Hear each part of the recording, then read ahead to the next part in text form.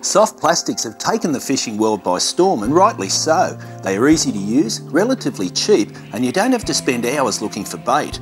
Flathead are one species that inhale softies, and I've been lucky enough to nail some lovely fish on them in my hometown of Noosa. The Noosa River has a wonderful flathead population, and this afternoon's session with fishing mate Bruce Nix was a cracker.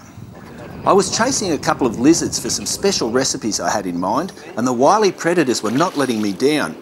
If you fished light gear like we were, you can have a ball with these prehistoric estuary and beach dwelling creatures.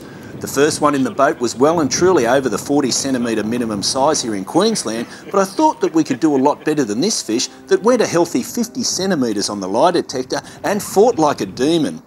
Check the regulations in your area, but for this one it was back to join the other flatties and let them know to send in the bigger ones. Bruce latched onto a nice bream, and the session was getting hotter by the minute as this fish really put on a turn at the side of the boat. Bream are a bit picky when it comes to plastics, so a slow retrieve and wiggle is required to coax them into taking your lure. If you get it just right, you will do well in most situations, whether you are fishing oyster leases or sandbanks. This fish was well and truly legal, but we were after flathead, so back it went to hopefully give another angler some excitement. The next encounter was a beautifully conditioned fish that played up like a second-hand whippersnapper at the side of the boat and really put my light spinning outfit, 6-pound braid and 10-pound razor fluorocarbon leader to the test. This fish didn't come easy, and I was starting to wonder, was I ever going to land him? There were a few more hefty runs near the boat and a bit of surfer's mayhem, but it was soon in the net and destined for the dinner table. Fish of these proportions are perfect eating size and are ideal for filleting, so it was time to get him ready, as I'm very particular about how I treat my fish. Quality fish like these are a treasure and should never be mistreated or wasted. Firstly, I throat my fish and bleed them out in a bucket of salt water. This is humane and keeps the flesh clean and free from blood, therefore it is much better on the dinner plate. I make a slurry from ice and clean salt water, as this will chill the body of the fish immediately and prevents the skin burning from simply placing it on top of ice. A slurry sets the fish firm and makes it easier to fillet when you get back to the ramp. Place the fish wholly into the mix so that it is completely covered, and it will be perfect for the table and will definitely keep a lot longer in the fridge. This 68 centimetre fish was still under the upper size limit of 70 centimetres in Queensland, but I find they do tend to be a bit dry when cooked. Fish of this size are invariably big breeding females, producing up to 1 million eggs per spawning, so in the true spirit of fishing, I let the big girl go free to fight another day and to go forth and repopulate our magnificent river system. Yes, you guessed it, I was on again and having an absolute ball. This is another good fish. What a session on the soft plastics. This was also a good eating size flatty, and it is quite okay to take a few fish home for dinner. In fact, that is what they are here for. But only take what you require for your immediate needs, and always make sure you release any unwanted fish unharmed, and please try to preserve our precious waterways. This guy was also destined for the kitchen, and it will be an ideal candidate for a great recipe. So it was into the slurry with his mate, and a great day on the water was had by all. Flathead are one of the hardest fish to fillet and skin, so I always wear a glove for protection and start from just under the pectoral fin of the flathead and make a cut until I hear a crack from the shoulder of the fish. Then it is simply a case of running your very sharp filleting knife along the backbone of the fish down to the tail until you remove the fillet in one easy motion. Skinning is a little tricky and takes a lot of practice. With a flat-bladed knife, I cut just inside the tail and slowly pull the skin towards me as I run the knife shallow along the skin until it is completely removed. This is a skill you will acquire the more fish that you skin. When it comes to removing the pin bone from the flathead, it's really quite simple. And the most important tool you can have is your finger. So simply take your finger and run it down. You'll feel where the bones are.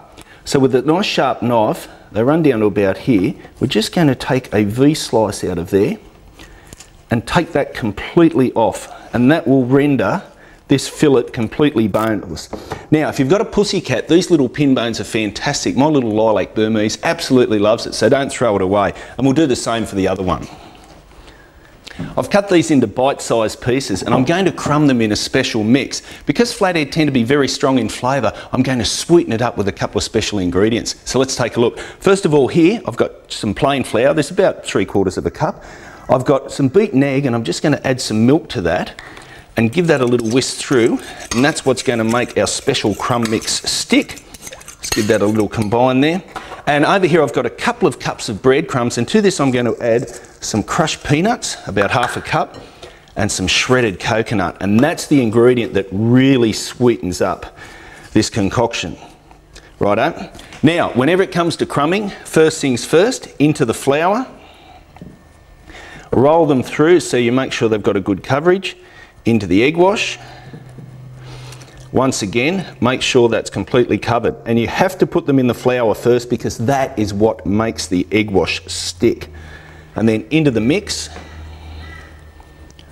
cover them up and roll them through that mix so the peanuts and the coconut all stick, and that is a great crumbing mix. I'm going to finish these off, clean up, and we'll be ready to cook. I've heated up my oil to 180 degrees and it's in an insulated deep fryer for safety purposes, but you can pan fry these. So I'm going to just drop them into the deep fryer for about 1.5 minutes, and then we'll get on with a nice sauce and accompaniment. So in they go, and they'll come up golden brown. Now, while they're in the deep fry, I'm going to make a little dipping sauce to go with this. I've got 2 tablespoons of whole egg mayonnaise, and I'm going to put in a teaspoon of curry powder and a big tablespoon of pawpaw and mango chutney. And I'm just going to combine that until she's completely gone through, and that's a great little dipping sauce for this particular style of dish, or any deep fried dish that you've got with prawns. You can use scallops, bugs. This is fantastic. So we'll just mix that through. That's looking pretty good. Okay, now put that over there. Now we're going to have an accompaniment. I've got some rocket here, put some semi-dried tomatoes through that and some bean sprouts. And we're just going to toss those around, and you've got a really nice garlic, oil and herb mix that comes through the semi-dried tomatoes, which is just perfect for this dish. And we're just going to place that down on our plate and wait until our flathead is cooked.